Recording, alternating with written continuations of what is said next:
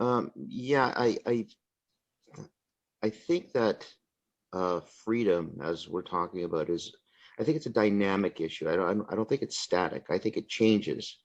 And a person's definition of freedom today could be a set of circumstances. So, for instance, if you're imprisoned, freedom would be, defined as being able to go out and do whatever you want. If you're in financial debt, freedom would be being free of debt. Perhaps if you're fighting a disease, freedom would be health.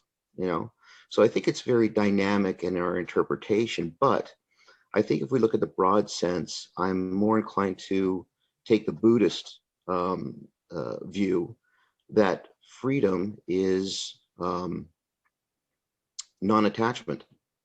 If you think about everything that we're talking about here, there's some form of attachment to a thought, attachment to society, attachment to health or a possession or materiality.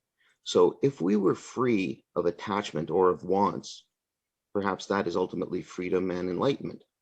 So it takes us out of, where we are as far as dimensionally speaking, and it just puts us in a different way of a different frequency, I guess. And I recall reading once a book by a Buddhist monk.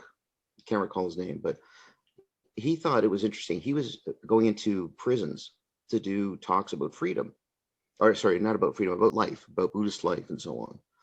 And he found that, the prisoners were complaining about their lives, but they had a clean cell, they had a bed, they had 3 meals a day, they had exercise, they had entertainment, and they all wanted to get out. Meanwhile, his way of life, he had a smaller room than a jail cell. He had no bed, just a blanket on the floor.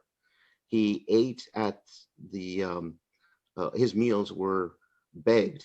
So he was at the whim of people's compassion to eat his meals. And his exercise consisted of doing chores. And yet there was a waiting list of people wanting to go to this Buddhist temple to share in this lifestyle. So here are prisoners that were living a better life, but were seeking freedom. And here was he completely at peace with where he was and what he was doing. And people wanted that. So I think, freedom is maybe a lack of attachment in whatever form that may be.